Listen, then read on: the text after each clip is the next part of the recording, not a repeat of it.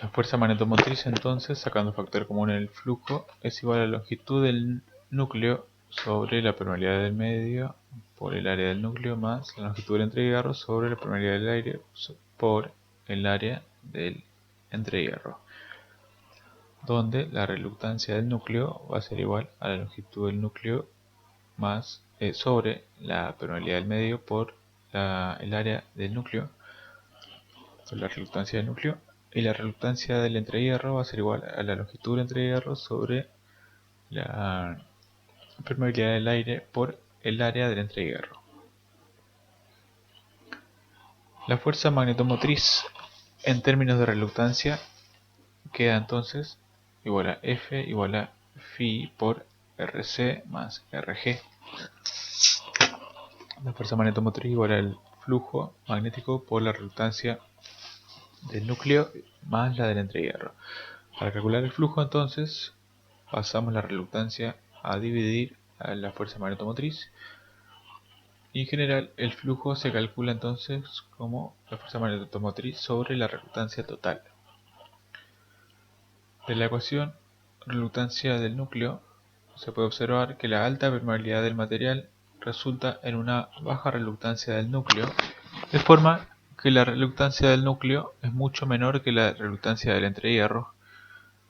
Por tanto, la reluctancia total es prácticamente igual a la reluctancia del entrehierro.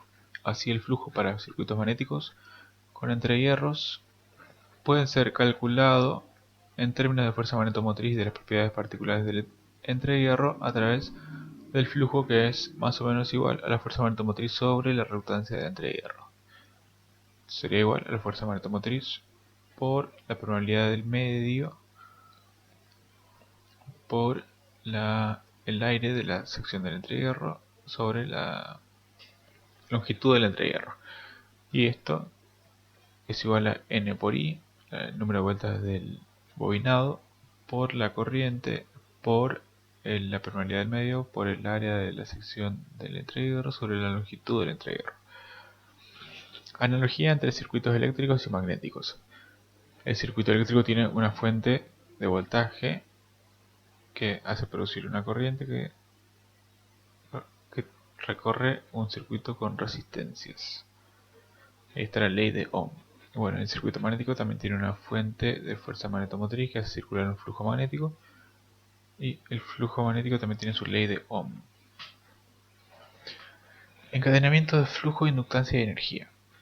De acuerdo con la ley de Faraday, cuando un campo magnético presenta variación con el tiempo, se produce un campo eléctrico en el espacio. La integral del campo eléctrico por el diferencial de longitud es igual al negativo de la derivada con respecto al tiempo de la integral de superficie de la densidad de flujo magnético por diferencial de área. La intensidad del campo magnético E alrededor de un contorno cerrado C es igual a la razón temporal del cambio de la dispersión de flujo magnético de dicho entorno. La integral del campo eléctrico por la diferencial de longitud entonces es igual al negativo de la derivada del flujo magnético con respecto al tiempo. Si tenemos n espiras, el voltaje inducido en las terminales de la bobina va a ser igual al número de vueltas del bobinado por el cambio de flujo con respecto al tiempo, que es igual a la dispersión del flujo con respecto al tiempo, la derivada de la dispersión del flujo con respecto al tiempo, donde lambda es el encadenamiento o dispersión de flujo del devanado y se define como lambda igual a n por phi. Para un circuito magnético con una permeabilidad magnética constante o que contenga un entrehierro dominante, la relación entre phi e I será lineal y puede definirse como la inductancia L. L es igual a la dispersión de flujo sobre la corriente, que sería igual al número de vueltas del bobinado por el flujo magnético que lo recorre sobre la corriente, y eso. Bueno, entonces, donde podemos tener que la inductancia entonces es igual al número de vueltas al cuadrado sobre la reluctancia total, asumiendo que la reluctancia del núcleo es mucho menor que la del entrehierro. podemos tener que la inductancia L es igual al número de vueltas al cuadrado sobre la reluctancia total. Entonces es igual al número de vueltas al cuadrado sobre la longitud del entrehierro sobre la permeabilidad del aire por el área de la sección transversal del entrehierro, que ordenando nos queda el número de vueltas al cuadrado por la permeabilidad del aire por el área del entrehierro sobre la longitud del entrehierro. Esto es la inductancia L. La inductancia L entonces es el número de vueltas al cuadrado sobre la reluctancia total. L entonces igual a, bueno, esto ya hicimos recién. Y después dice, ¿se repite eso? La ecuación. Sí, se repite. Bueno. Energía almacenada. La energía magnética almacenada W, que es igual a la mitad de la inductancia por la corriente al cuadrado. En este caso la reluctancia total es igual a la combinación paralela de ambas reluctancias del entrehierro. O sea, la reluctancia total es igual a R1 sobre R2. Circuito magnético con dos entrehierros. En este caso la reluctancia total es igual a la combinación paralela de ambas reluctancias del entrehierro. Entrehierro 1, entrehierro 2. Es como un circuito eléctrico en paralelo. Las reluctancias se suman recíprocamente. Circuito magnético con dos devanados. Número de vueltas N1, número de vueltas N2 entre un entrehierro. Permeabilidad del núcleo magnético U. Longitud media del núcleo LC. Área de la sección transversal AC. Para el circuito magnético con un entrehierro y dos devanados, la fuerza magnetomotriz que actúa sobre el circuito magnético se calcula mediante el total de amperevueltas de los devanados que actúan sobre el circuito magnético. La fuerza magnetomotriz F es igual a número de vueltas del primario por corriente del primario más número de vueltas del secundario por corriente del secundario. O sea, se suman las fuerzas magnetomotrices producidas por cada bobinado. Circuito magnético con dos devanados con la reluctancia del núcleo despreciada, y suponiendo que el área del núcleo es igual al área del entrehierro, el flujo del núcleo resultante φ producido por la fuerza magnetomotriz total de los dos devanados es φ es igual al número de vueltas del primario por la corriente del primario más número de vueltas del secundario por la corriente del secundario por permeabilidad del aire por área del núcleo sobre la longitud del entrehierro.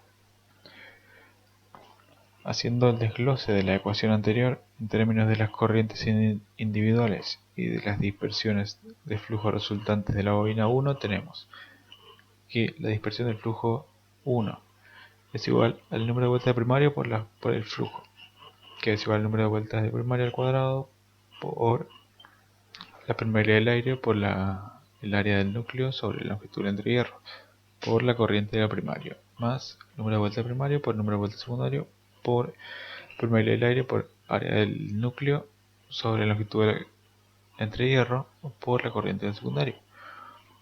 Y entonces la dispersión del flujo del primario es igual a la inductancia del primario por la corriente del primario más la inductancia del primario sobre el secundario por la corriente del secundario, donde L11 es la autoinductancia de la bobina 1, que es igual al número de vueltas del primario al cuadrado por permeabilidad del aire por área del núcleo sobre la longitud del entrehierro. L11 por I1, la autoinductancia de la bobina 1 por la corriente del primario, es la dispersión del flujo de la bobina 1, debido a su propia corriente I1. La inductancia mutua entre las bobinas 1 y 2 es L12 igual a L21, que es igual a N número de vueltas del primario por número de vueltas del secundario por permeabilidad del aire por área del núcleo sobre la longitud del entrehierro. Y L12 por corriente secundario es la dispersión del flujo de la bobina 1 debido a la corriente 2 en la otra bobina. De forma análoga tenemos el encadenamiento de flujo debido a la bobina 2. Dispersión del flujo de la bobina 2 igual al número de vueltas secundario por el flujo, que es igual al número de vueltas del primario por el número de vueltas secundario por permeabilidad del aire por el área del núcleo sobre la longitud del entrehierro por la corriente del primario. más número de vueltas secundario al cuadrado por la permeabilidad del aire